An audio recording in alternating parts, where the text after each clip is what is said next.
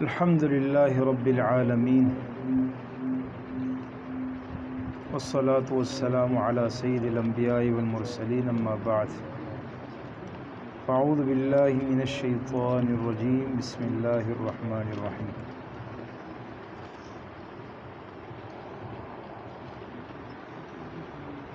سورۃ البقرہ آیت نمبر 196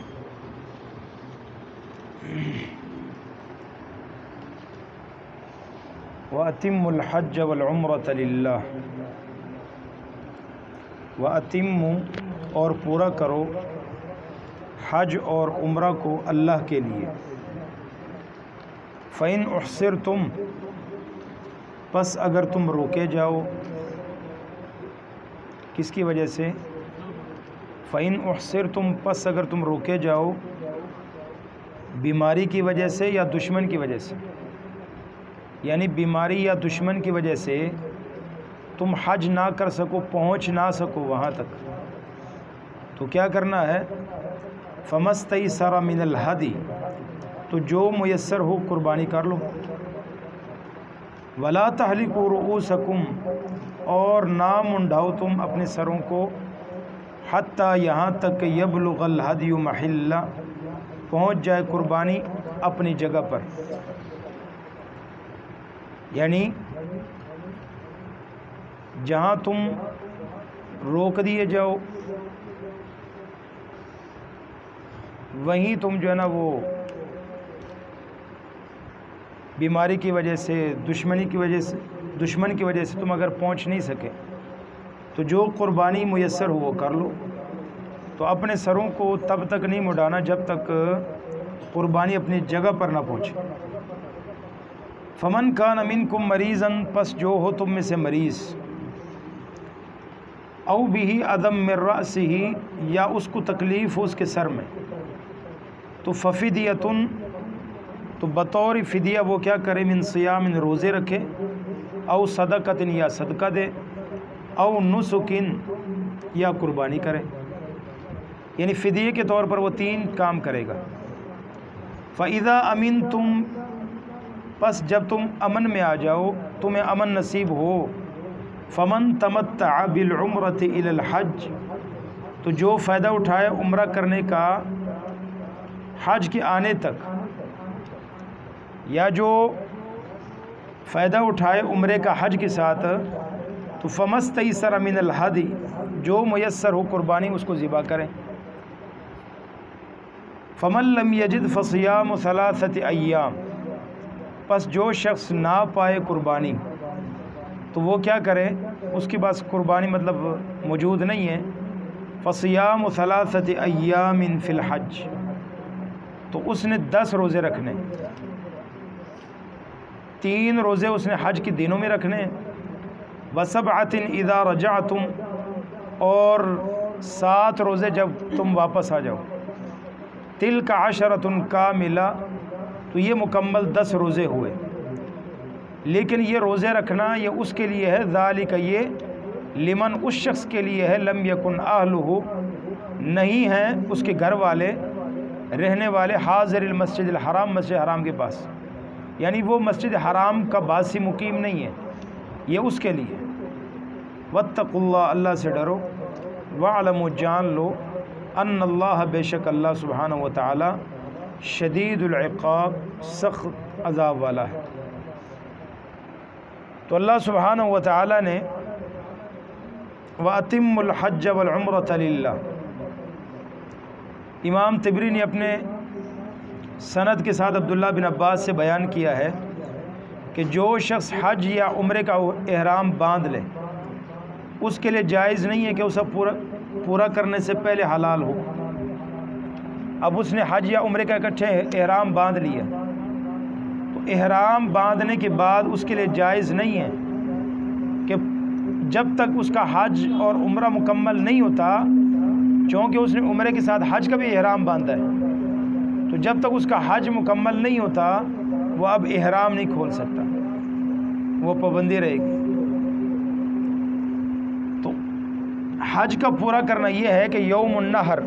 10 ذوالحجہ کو جمرہ عقبہ کو کنکری ماریں، اور طواف زیارت کریں تو وہ اپنے احرام سے پوری طرح حلال ہو گیا۔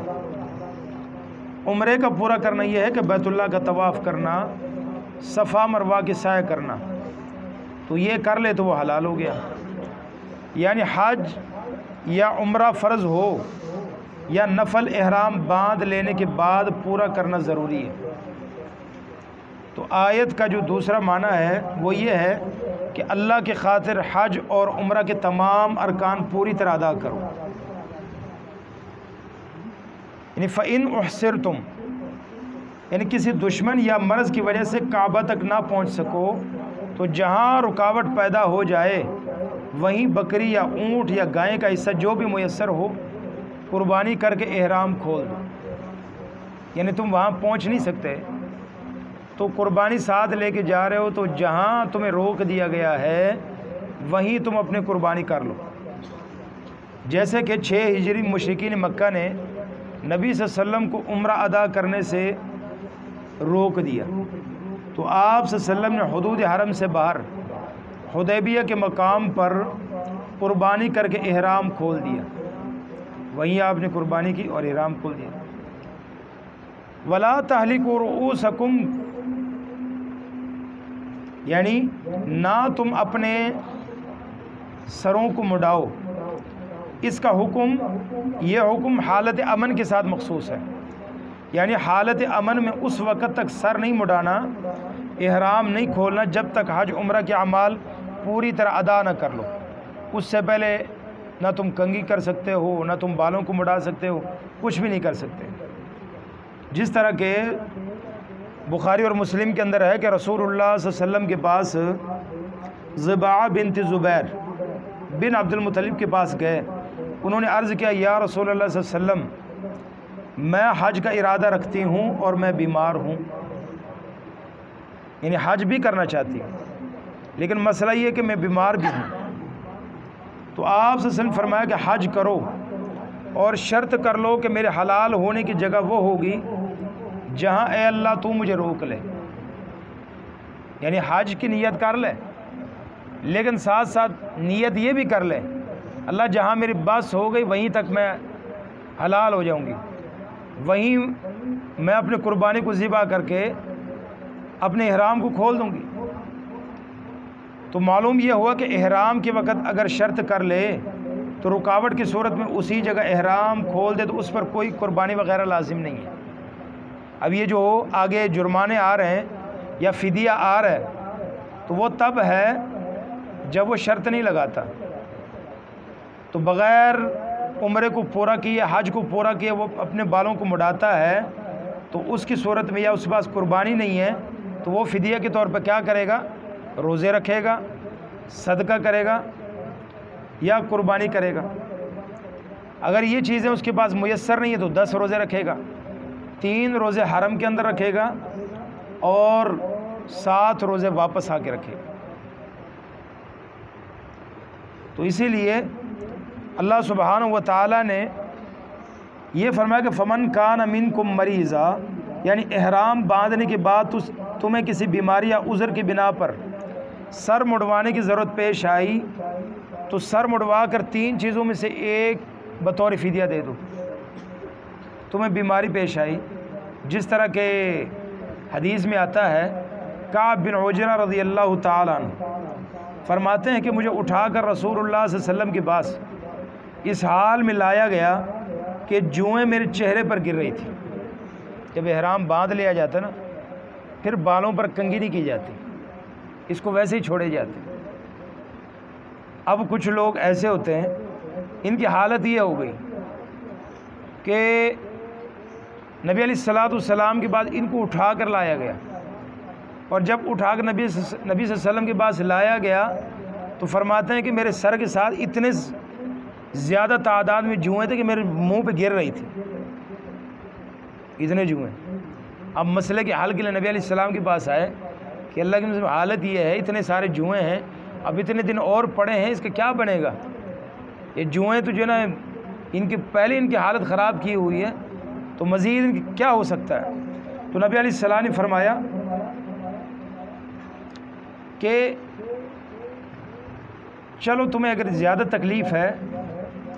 تو اس طرح کرو کہ تمہارے پاس کوئی بکری وغیرہ ہے، کوئی بکری کوئی اور چیز. تو میں نے کہا نہیں ہے جی. تو آپ علیہ الصلوۃ والسلام نے فرمایا کہ تم 3 دن روزے رکھ لو یا 6 مسکینوں کو کھانا کھلا دو، ہر مسکین کو نصف سا 1 کلو اور سر مڑوا دو. تمہاری جو یہ حالت ہے نا، احرام سے پہلے تو سر بندہ مڑوا نہیں سکتا، لہذا تم 3 کام میں سے 1 کام کرو. بکری تمہارے پاس نہیں ہے تو تم اس طرح کرو کہ سر کو تو مڑوا لو لیکن 3 روزے رکھو، باقی جو ہے نا وہ روزوں کا تم کسی کو کھانا کھلا دو، تو یہ تمہارے طرف سے جو ہے نا وہ فدیہ ہو جائے گا. تو یہ آیت مزید ابھی جاری ہے. اللہ سبحانہ و تعالی ہم سب کو بھی اپنے گھر میں حاضری کی توفیق عطا فرمائے اور اپنے فضل اپنے رحمت سے ہم سب کو حج کرنے کی توفیق عطا فرمائے. سبحانک اللہم و بحمدک اشہد ان لا الہ الا انت استغفرک و اتوب الیک.